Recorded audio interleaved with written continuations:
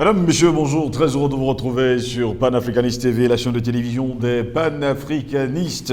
Notre interrogation du jour, massacre de Melilla, l'Union africaine exige une enquête internationale. Pour quelles conséquences? C'est notre grande interrogation.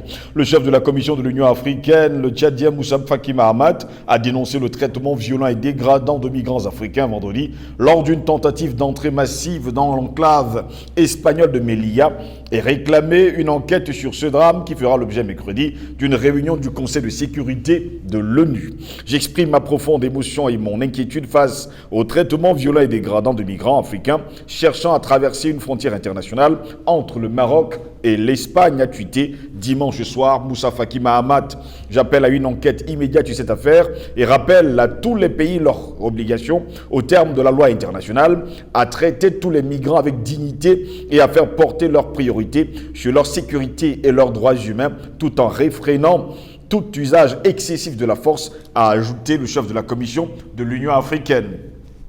Dans un tweet, l'ambassadeur du Kenya à l'ONU, Martin Kimani, a annoncé qu'à l'initiative de son pays, soutenu par le Gabon et le Ghana, les deux autres pays africains actuellement membres non permanents du Conseil de sécurité, celui-ci allait tenir une réunion à huis clos sur la répression violente des migrants ce vendredi.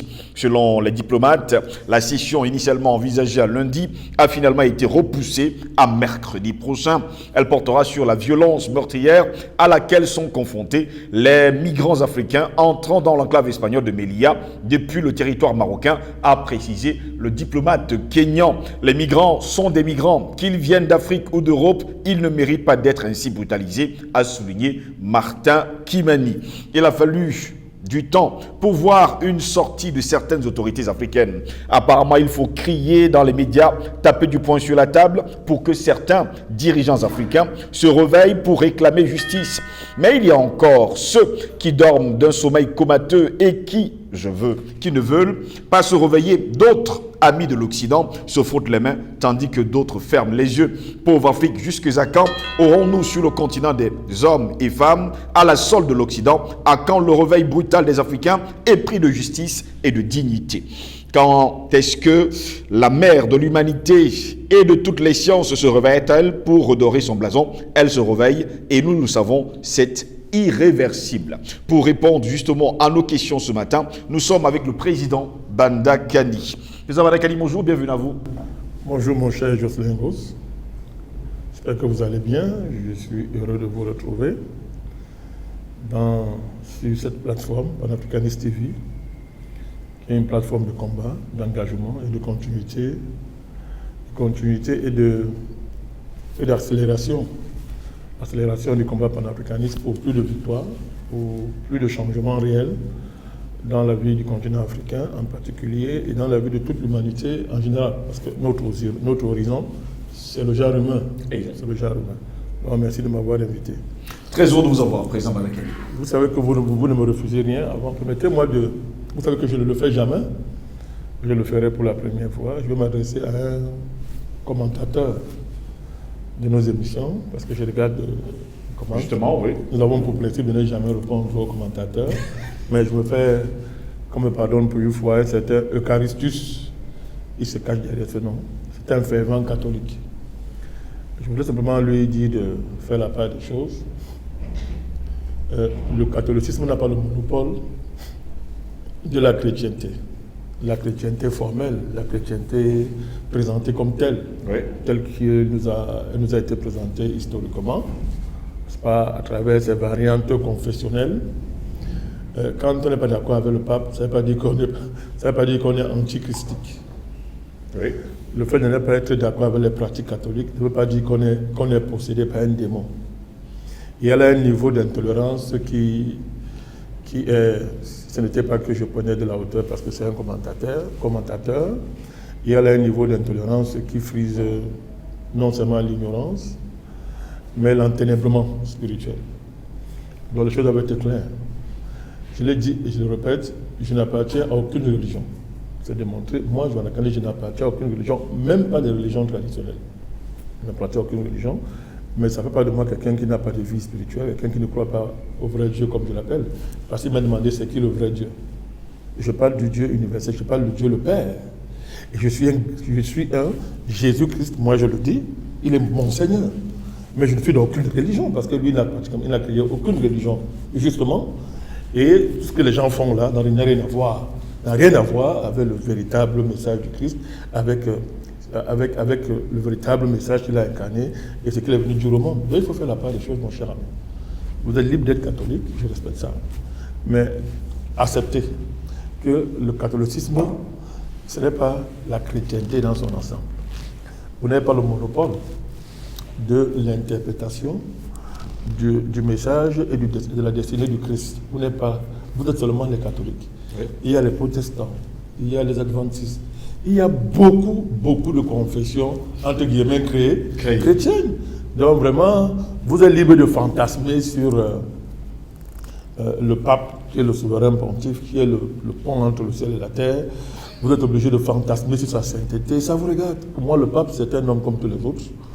Il a une autorité morale pour les catholiques. Il aurait pu l'autorité morale pour les autres s'il incarnait véritablement la justice.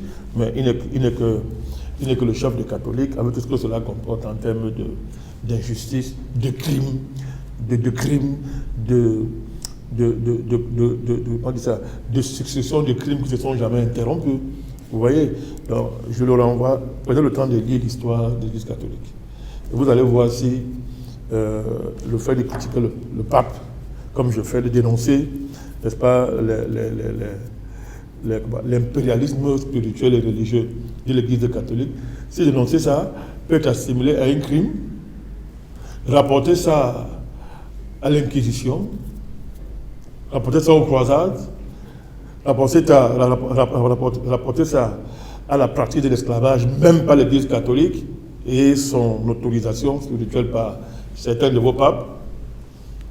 Analyser ça avec le vol, le brigandage financier, analyser ça avec le scandale de pédophilie d'une dimension universelle, gravissime, que vous avez jugé vous-même, c'est-à-dire vous êtes jugé de vos propres crimes, analysez et analysez, et vous allez voir que, mon cher Eucharistus, vous allez être plus... Ouais, je vous parle avec beaucoup de calme parce que ce sont des sujets sensibles. Vous allez être plus humble et plus tolérant. Vous allez apprendre à être tolérant. Donc, la chrétienté au sens réel du mot, l'idée du christianisme, le Christ, ça n'a rien à voir. Les catholiques n'en ont pas le monopole. Vous êtes dans une interprétation religieuse du Christ, c'est votre droit le plus absolu. Vous avez créé ce que vous appelez l'Église universelle. Vous l'avez établi dans le monde entier. Ça vous regarde, mais de grâce, ouvrez les yeux. Il y a beaucoup de gens qui n'appartiennent à aucune de vos confessions, mais qui sont des pratiquants, qui sont des gens qui connaissent ce qu'on appelle une vie spirituelle et qui essaient de mettre en pratique le véritable message chrétien qui n'a rien à voir, alors une fois de plus, rien à voir avec la version, avec le vernis occidental que vous lui avez donné pour justement servir de cache-sexe à tous les crimes que l'Occident a commis sur la terre. Donc mon cher Eucharistus, calmos. Merci à vous, Président Badakani, d'être des nôtres ce matin. Notre grande interrogation, bien sûr, massacre de Melilla. L'Union africaine exige une enquête internationale. Pour quelles conséquences? On a vu la sortie de Moussa Faki Mahamat, on ne parle même pas de sortie, on parle d'un tweet dimanche soir où il exprime sa profonde émotion et son inquiétude face au traitement violent et dégradant de migrants africains cherchant à traverser une frontière internationale entre le Maroc et l'Espagne. Ce sont ses propos, c'est son tweet. Pour quelles conséquences? Aucune. Mais bon, c'est mieux que de ne rien dire. Ils ont moins parlé, on peut le payer pour ça. Ils ont moins justifié son salaire, ils ont moins parlé. Donc c'est déjà ça. Nous ne pouvons pas dénoncer le silence de l'Union africaine tout le temps. Et pour une fois que son président de la commission, n'est-ce pas, prend la parole pour dénoncer et réclamer une commission d'enquête, nous continuons à faire comme si rien n'était été. Il a au moins parlé, c'est bon. Mais ça n'aura aucune conséquence parce que il exige. Ça veut dire que lui ne peut pas faire. Ça veut dire que l'Union africaine ne peut pas faire. Mais dans le cas d'espèce, l'Union africaine est fondée, à tout point de vue, d'engager une enquête, de produire les conclusions de l'enquête et de les déposer au niveau des Nations Unies. L'Union africaine a le droit, est en droit de le faire. Il dit bien à tout point de vue. Maintenant, le fait d'exiger, là où vous avez le droit de faire et d'agir, c'est une forme de démission qui est une dépassant. Il faut bien voir la nuance. Il croit qu'il est malin, monsieur le président de la commission. C'est bien, tu as au moins dénoncé, c'est bien. Mais il ne faut pas jouer à ce jeu. Tu aurais pu dénoncer et te taire. Et quand il dit qu'il exige, c'est là où il y a l'escroquerie diplomatique, c'est là où il y a une démission au niveau des responsabilités de l'Union africaine, mon cher Jocelyn. L'Union africaine et sa commission avec la conférence des chefs d'État de l'Union africaine sont en droit de déclencher une enquête, de la mettre en branle jusqu'aux conclusions finales, et je répète maintenant, de porter les conclusions, de les amener au niveau des Nations Unies. Oui. Et arriver là-bas, s'assurer que les Nations Unies s'emparent de ce problème. Mais maintenant, quand vous dites que j'exige que, si c'est lui à qui vous exigez ne fait pas, vous faites quoi? Encore que bon, il exige ça de qui? À qui exige-t-il? Qui va déclencher la quête internationale? Même l'ONU a demandé, elle dit que bon, exige la lumière. L'ONU dit que exige la lumière. Même l'ONU exige, hein. Au lieu de faire son travail, elle peut déclencher sa tête. Ça aurait été en Ukraine, hein, ça aurait été en Ukraine, vous aurez vu ce qui se passe. Ça aurait été ailleurs, on ne serait pas en train de dire on exige. Les sanctions auraient déjà suivi. Donc, ce que l'Union africaine fait là, c'est un peu du ponce-pilatisme. C'est un peu du ponce-pilatisme diplomatique, n'est-ce pas? C'est du ponce-pilatisme géopolitique. C'est pas sérieux, mon cher Ngo, c'est pas sérieux.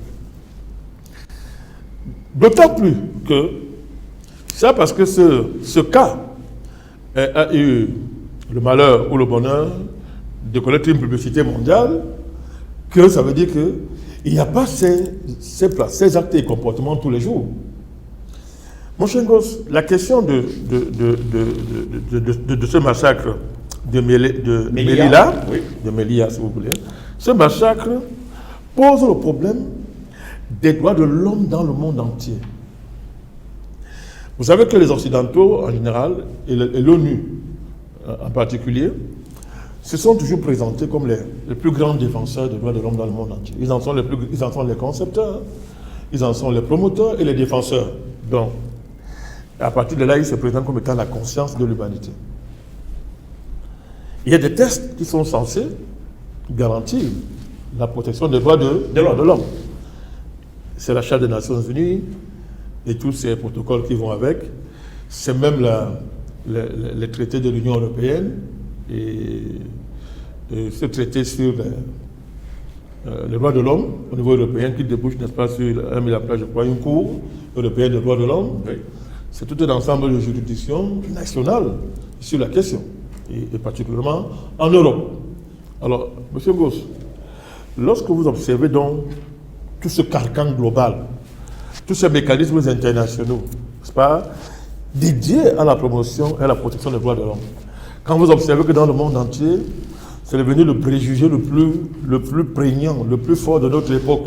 C'est-à-dire que personne ne respecte dans le monde droits de l'homme ici, tous les pays africains sont mis au banc de la communauté mondiale parce que ils sont spécialisés en violation des droits de l'homme.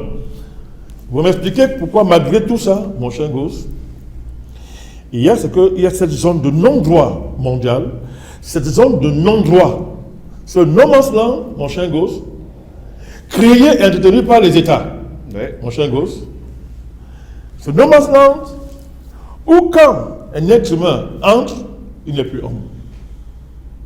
Il est moins qu'un chien. Il faut bien me souvenir ce que ça vous dit là. Oui. C'est-à-dire que on est dans un monde extrêmement droit de l'homisé.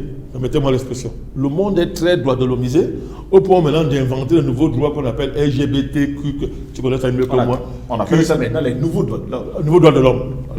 Apparemment, il y a les droits de l'homme à part. Voilà, les nouveaux droits de l'homme également. Cette négation des droits de l'homme qu'on appelle LGBTQ plus QIA, c'est toi qui maîtrises ça, ces bêtises-là.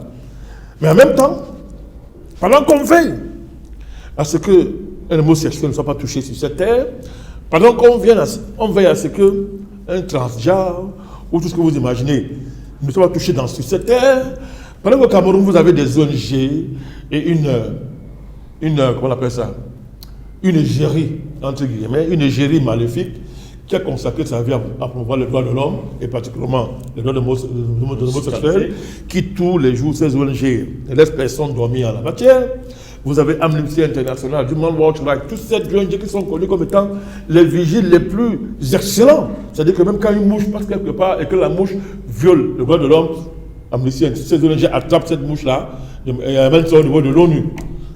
Dites-moi comment, avec toute cette vigilance au niveau mondial, on ne voit pas qu'il y a un no man's land, un état de non-droit qu'on a créé, mis en place, qui est protégé par les États, par l'ONU, par les États-Unis, l'Union européenne, la France, pour ne citer que cela, mon cher gosse.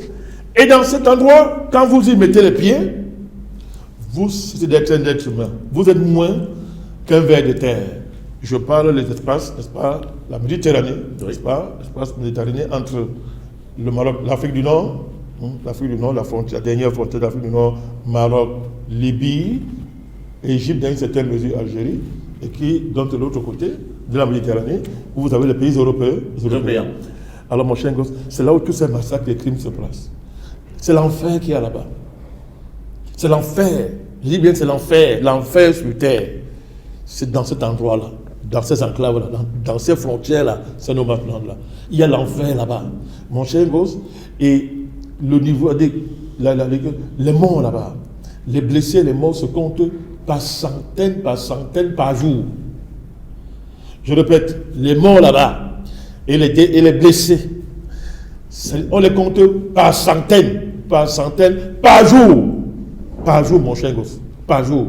Je vais dire que tous les jours sur cette terre, vous avez au moins 100 êtres humains là-bas. C'est-à-dire qui ont cessé d'être humains, vers des terres, et qui meurent dans des conditions les plus atroces, qui sont victimes de trafics inouïs. Je ne parle pas des viols, des maltraitances sexuelles, je ne parle pas de ça, mais qui sont victimes des violences et des trafics les plus inouïs.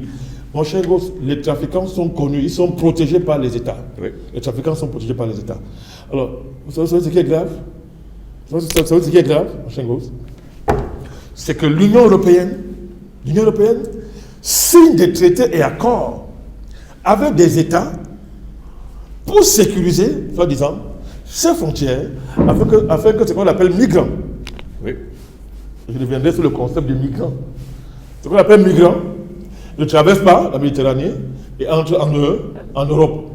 Il y a un traité, par exemple, qui lie, depuis 9 ans aujourd'hui, l'État du Maroc, par exemple, signé depuis le 7 juin 2013, à l'Union européenne, à Bruxelles, contre 200 millions d'euros, près de 131 milliards et poussières de francs CFA, le Maroc est obligé de massacrer, de tuer, n'est-ce pas, de transformer les êtres humains en vers de terre à une seule condition, qu'ils n'entrent pas en Europe. Donc, un État de l'Union européenne a pris sur elle de signer un accord, un traité avec le Maroc, pour que justement ce que vous voyez là arrive. Il faut bien comprendre ce que je suis en train de dire. Tous ces pays-là sont membres de l'Union européenne, sont membres de l'Union nationale. Le Maroc est membre des Nations Unies. Oui. Et l'Union européenne est le paradis des droits de l'homme, mon cher gosse. Mais expliquez-moi comment donc l'Union européenne, pour ne pas la citer, l'Union européenne, qui a élaboré une convention pour la protection des droits de l'homme et qui a un cours européen des droits de l'homme et qui donne des leçons matin, midi, soir, n'est-ce pas, à travers sa jupette là, de président de commission, n'est-ce pas, qui donne des leçons matin, midi, soir aux pays africains en la matière et qui fait rêver beaucoup d'Africains, démocrates africains, qui prennent l'Union européenne pour le modèle en matière de valeurs humaines, valeurs humanistes, défense et promotion des droits de l'homme. Comment vous m'expliquez que l'Union européenne va signer un traité avec le Maroc? Un traité qui fait de toute cette frontière-là un no man's land où, une fois qu'un être humain arrive là-bas, je dis, il devient un ver de terre. C'est-à-dire que par la magie d'un traité, mon cher gosse, par la magie d'un traité, d'un accord vulgaire, d'un accord purement financier, c'est-à-dire à la faveur d'une transaction, mon cher, d'une vulgaire transaction financière, n'est-ce pas, mon cher gosse, l'achat des Nations Unies est rayé dans ce train, à cet endroit-là. Les conventions européennes en la matière de droits de l'homme n'existent plus à cet endroit-là, mon cher gosse. Et ce qui existe là-bas, c'est-à-dire que ces chartes, n'est-ce pas, qui sont censées sanctuariser les droits de l'homme, disparaissent là-bas par la faveur d'un accord signé entre l'État, qu'on appelle Maroc, et l'Union européenne, à travers sa commission de Bruxelles. Mon cher gosse, c'est la négation des droits de l'homme. Je dis que c'est la négation des droits de l'homme. Alors, c'est de cela qu'il s'agit. Donc, vous voyez donc comment est-ce que on est dans un monde d'hypocrisie, on est dans un monde extrêmement, un monde satanique. Nous sommes gouvernés et dirigés à ce niveau-là par des mon cher gosse, par des criminels, c'est ce que j'appelle la criminocratie. Comment l'ONU, l'Union européenne, cette bureaucratie-là, internationales, n'est-ce pas, sont des criminocraties. C'est-à-dire quoi? C'est-à-dire que des lieux où on pense, on élabore, on planifie à la perfection le crime. C'est-à-dire que pendant que je suis en train de tuer, vous ne voyez pas que je tue, mais en même temps, je vous dis que la vie est sacrée. Il n'y a rien de plus sacré que la vie. Pendant que je suis en train de la nier, pendant que je suis en train de la détruire, de la démolir, je prêche, n'est-ce pas, sur la sacralité de la vie. C'est ce que j'appelle les criminocraties. C'est en train de se passer là. Donc, la question des migrants, mon cher gosse, dans le monde, est quelque chose de... C'est ça qui trahit l'inhumanité de notre monde. C'est la question des migrants qui trahit le caractère infernal de notre monde. C'est la question des migrants qui montre que nous sommes gouvernés, mon cher gosse, dans la plupart des cas, par des criminels, des grands criminels, n'est-ce pas, qui ont sophistiqué l'art de tuer, l'art de massacrer, en souriant, c'est cela qu'il s'agit. Qu'est-ce qu'un migrant? Depuis qu'est-ce qu'un migrant, c'est être un homme? Monsieur gosse, vous me démontrez dans quel document juridique, dans quelle charte philosophique, dès que vous êtes migrant, vous cessez d'être un homme. C'est écrit où? Toutes les philosophies, tous les humanismes-là, tous ces humanismes-là, dont on nous bourre les oreilles matin, midi, soir. Oui. Comme disent un seul passage qui dit que dès que quelqu'un est migrant, il cesse d'être un homme, mon cher gosse. Ça veut dire quoi? C'est ça la réalité. On dit les migrants. Les migrants. Alors, on peut tirer sur les migrants, on peut les massacrer, on peut les parquer. C'est plus qu'un camp de concentration, cette affaire. On peut les parquer dans des camps. C'est pas un camp de concentration. Les camps d'enfer. Ça, c'est les camps de la mort. On peut les parquer comme ça. Ça ne dérange personne. Quelques protestations internationales, des mêmes criminels. Pourquoi moi et vous on se taise et qu'on oublie l'affaire? Juste pour nous donner une bonne conscience. On a dénoncé. C'est pas de ça qu'il s'agit. C'est une pratique, mon cher gosse. C'est une pratique qui est consacrée dans des juridictions. C'est une pratique qui est scellée par des traités. C'est grave. Donc c'est plus une pratique. On est dans une norme là. C'est-à-dire qu'on est dans une norme. C'est-à-dire qu'à la faveur d'un accord signé entre deux entités étatiques, on rend légal la négation de l'humanité des gens parce qu'on dit que ce sont des migrants illégaux. Ça veut dire quoi ça, mon cher gosse? Ça veut dire quoi? Et aujourd'hui, c'est de bon ton de voir l'Union européenne fermer ses frontières. Les Européens fermer les frontières. Comment ils sont arrivés en Afrique? Comment ils sont arrivés ici? Ils ont demandé l'avis de qui? Ça prouve le contraire. Ce qu'on appelle les migrants qui entrent en Europe, c'est pas pour aller arracher l'Europe aux Européens, mon cher gosse. C'est pas pour aller arracher l'Amérique aux Américains. Ils vont. En tout cas, ils vont parce qu'on a dit que aller et voyager, c'est de passer sur la terre, est le premier droit d'un être humain. Qu'est-ce qu'on a dit? Mais c'est ça, la théorie de la migration, vous reconnaissez ça, a dit que le fait de se déplacer dans le monde, d'aller où on veut, c'est un droit. C'est un droit. C'est dans la Charte des Nations Unies. Mais plus que les marchandises circulent, les marchandises sont adorées. Vous savez qu'on a pris des dispositions extraordinaires pour que les marchandises, circulent normalement. Elles sont tellement protégées que si vous touchez une marchandise, votre cas est très grave, mon cher Jouflin. La marchandise est célébrée, est sacralisée, mais l'être humain, rien ne le protège. L'homme n'est pas protégé. Notre semblable, mon cher, le semblable, n'est pas protégé, n'a aucun droit. Mais la marchandise, les choses, mon cher gosse, les choses sont divinisées. Mais c'est ça le totem de notre monde. C'est ça le monde. Nous sommes incapables de nous occuper des êtres humains, mais très capables, très forts, pour faire la promotion des biens, des objets. Mais mon Dieu, mais quelle est cette civilisation? quelle est l'éthique d'une pareille civilisation? C'est quoi cette civilisation? Et les gens se bombent le torse. Vous avez des trucs comme les von Leyen, les Joe Biden, les Macron, les voyous du Canada, tous ces bavards, ces fanfarons éventards qui se placent et se déguisent en promoteurs, en garant et promoteurs des droits de l'homme. Alors que dans les faits, voilà ce qu'ils font. Tout le monde est au courant de ça, mon cher gosse. Tout le monde est au courant de ce qui se passe là. Mais c'est très grave. Donc il ne s'agit pas seulement de dénoncer, il s'agit de faire ressortir, comme nous sommes en train de le faire, tous ces mécanismes juridiques, ces traités qui lient les États, à la barbe des Nations Unies, non. Sous la couverture des Nations Unies, ou des no man's land, des territoires, c'est-à-dire des territoires, comment on dit ça, qui n'ont pas de reconnaissance légale, ont été sont créés justement pour transformer les êtres humains en migrants et les faire subir tout autre de traitements les plus dégradants que l'humanité a déjà connu. C'est ça. C'est ça que ça veut dire. Ça se passe tous les jours. Oui. C'est-à-dire que pendant que le président de la Commission de l'Union africaine fait semblant de crier comme il crie là, alors nous parlons, les gens sont en train d'être dégradés, totalement dégradés, n'est-ce pas, dans ces enclaves-là, dans ces endroits-là, par centaines, alors on se montre de parler. C'est une honte pour l'humanité. Je voudrais lever un autre aspect, je vais terminer par là, avec votre permission. Mais Ceuta et Melilla, ces deux enclaves-là, ce sont appartiennent au Maroc. Parce que l'Espagne les a occupés depuis, je crois, 1497. L'Espagne a occupé cet endroit-là. Mais ça appartient au Maroc. Vous avez déjà entendu les Marocains réclamer Melilla et Ceuta? Non, du tout. Vous avez entendu le Maroc un jour déposer un dossier à l'ONU pour la décolonisation de ces deux enclaves? Non. Qui pourtant lui appartiennent? Mais le Maroc, a dit, veut brûler la terre pour dire que le Sahara occidental lui appartient.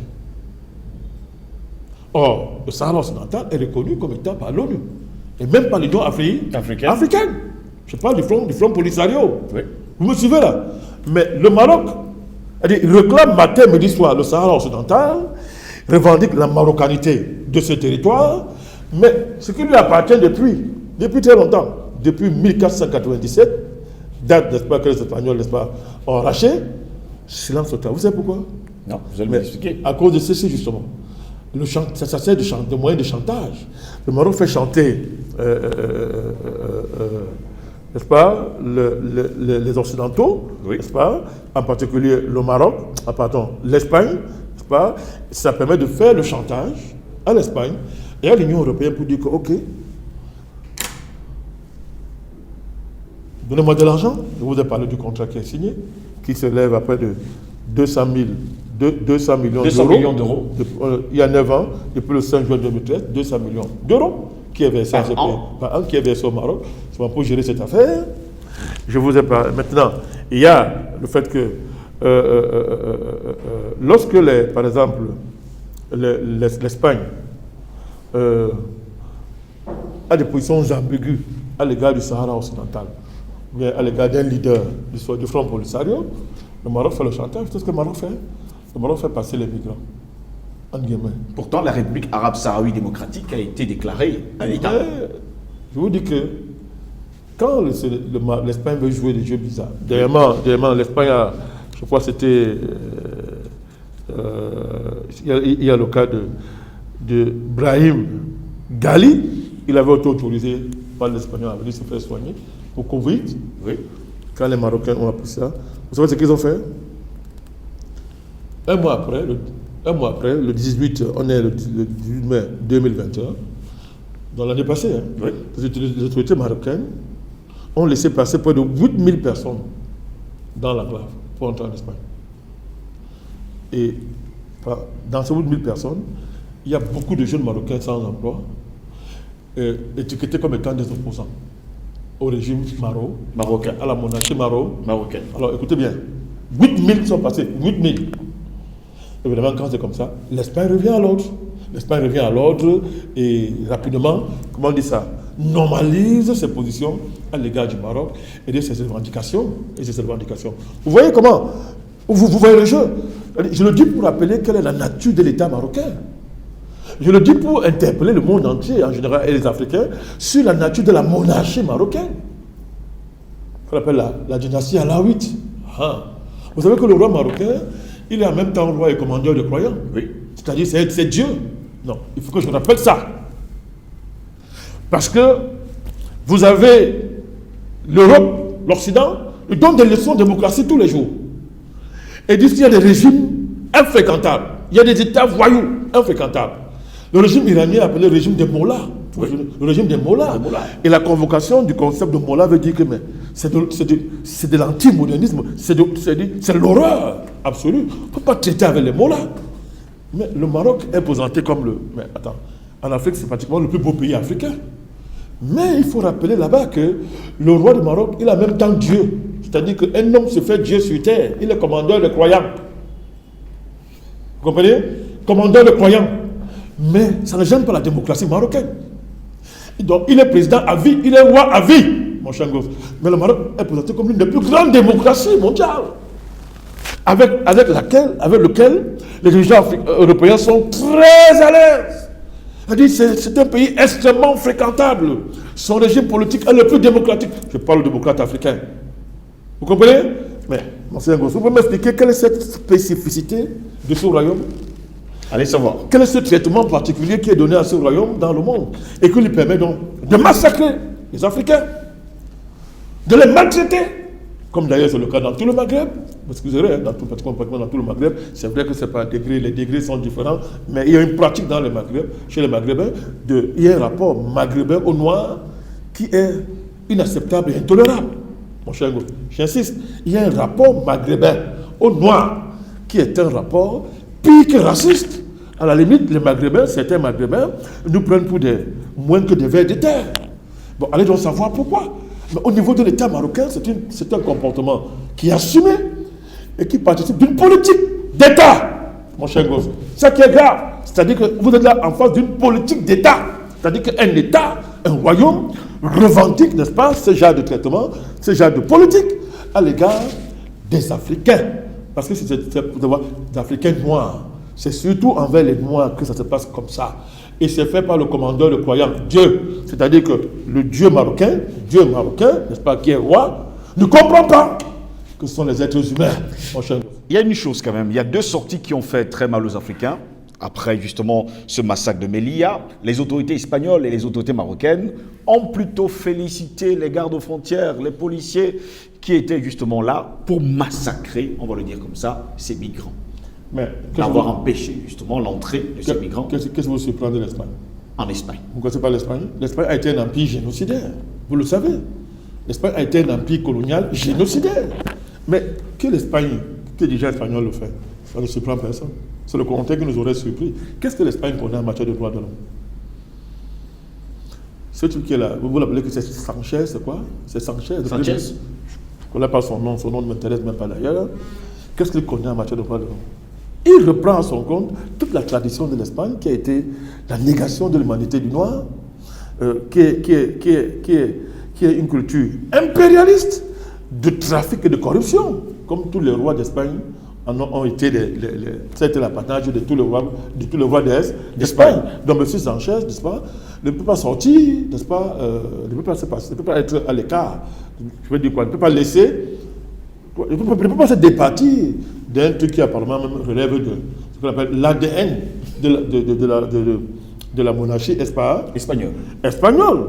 Je vous ai indiqué le deal qu'il y a entre l'Espagne et le Maroc. Je vous ai dit que le roi du Maroc ne réclame pas ses territoires. Ceuta et Melilla. Melilla refuse de réclamer ça, ne peut pas de ça à l'ONU, mais préfère dealer avec l'Espagne. Vous voyez, ça veut dire quelque chose. Mais en même temps, cette royauté veut attendre pour le Sahara occidental, qui lui était reconnu comme un État. Non seulement par l'ONU, mais par l'Union africaine. C'est un deal, il y a le deal.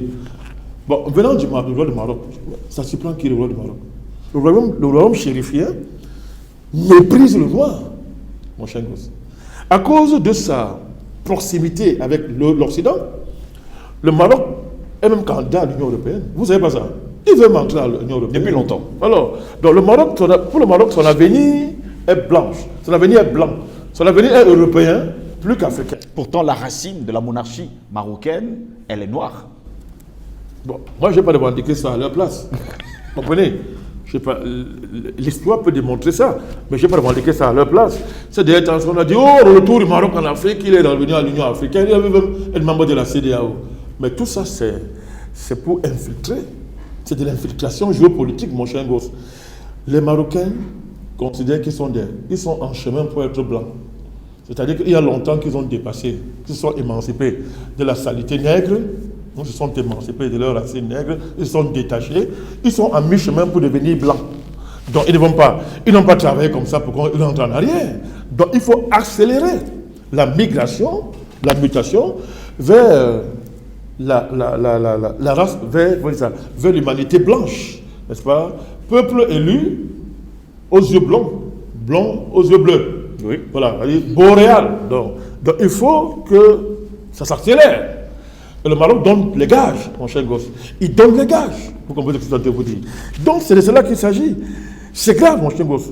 D'autant plus que le Maroc le fasse, je peux comprendre. Le Maroc ne va pas dire que j'ai tué, parce que je prends l'argent. Il faut justifier. Mais les ambassadeurs africains au Maroc, c'est ça qui est grave. Les ambassadeurs des pays africains ont soutenu. Et ont accablé les migrants, mon cher gosse. Allez me dire pourquoi. Les ambassadeurs des pays africains, y compris le Cameroun, ils ont soutenu ça. Et ils accusent les migrants que les migrants ont fondu sur les forces de sécurité. C'est-à-dire qu'ils ont fondu, ils devaient bouffer les forces de sécurité. Voilà ce qui est dit, pas les ambassadeurs. C'est qui est grave, mon cher gosse. Et ça indique l'espèce de sécession qu'il y a entre certains dirigeants africains, et non seulement le peuple africain, mais l'avenir du continent. Ce n'est pas un décalage, c'est sécession. Leurs intérêts ont fait sécession avec les intérêts globaux du continent africain. C'est ce qu'on peut ressortir quand on voit les différentes positions qui ont été prises par les ambassadeurs des pays africains, oui. Les ambassadeurs concernés par les pays africains. Je voudrais terminer avec votre permission par le fait que ce royaume marocain, mon cher gosse, je vous ai indiqué sa nature religieuse. Et le fait que l'Occident n'est pas dérangé d'appeler un truc comme ça démocratie. C'est un pouvoir à vie, mais en plus, le monarque c'est Dieu, puisqu'il commande les croyants. Oui. Il est le commandant en chef des croyants. Il est Dieu. Ça ne dérange pas les Occidentaux. Mais il y a plus grave. Il est le cheval de Troie pour coloniser les pays africains. Vous vous souvenez du rôle du Maroc dans la crise ivoirienne. Oui. Et il revendique ça fièrement. Dans tous les cours occidentaux en Afrique, vous avez le Maroc là. Il est dedans. Mais il y a un problème. Et on nous demande, non, il faut le respecter. C'est le roi. Il faut lui faire les honneurs. Quand vous le voyez, vous mettez à genoux, vous baisez sa main. Il faut donner les honneurs au roi. Et comme il est commandeur des croyants marocains, il faut que nous aussi, n'est-ce pas, qu'on l'adore. Comme on me demande d'adorer le pape. N'est-ce pas? On me demande d'adorer le pape. Non? Donc il faut aussi adorer le roi de Maroc. Mais voilà ce qu'il fait. Voilà ce que Dieu fait. Voilà ce que ce Dieu est en train de faire. Alors nous on va adorer ça, mon cher gosse. Alors quelle diplomatie peut justifier la tolérance à l'égard de ce genre de comportement? Est-ce qu'il va s'arrêter? Mais je voudrais vous rappeler que même sur le plan de l'organisation économique du Maroc, vous savez que la royauté marocaine a pratiquement dans sa main plus de la moitié de l'économie du Maroc. C'est-à-dire que tous les secteurs les plus juteux au Maroc appartiennent au trosse royal. Le trosse royal. C'est-à-dire que la royauté marocaine a des entreprises, des holdings, mais qui ont confisqué tous les secteurs juteux de l'économie marocaine. De temps en temps, ils ouvrent l'actionnariat, n'est-ce pas, de ces holdings à la France, aux Européens et aux Occidentaux. Tout ça, mon cher gosse, sous le regard bienveillant des chantres de la bonne gouvernance que vous appelez FMI, Banque mondiale et tutti quanti. Merci à vous, Président Badakani, d'avoir été des nôtres. C'est moi qui vous remercie. Mesdames, Messieurs, au plaisir de vous retrouver très prochainement. Restez sur Panafricanist TV. L'information est en continu sur notre chaîne.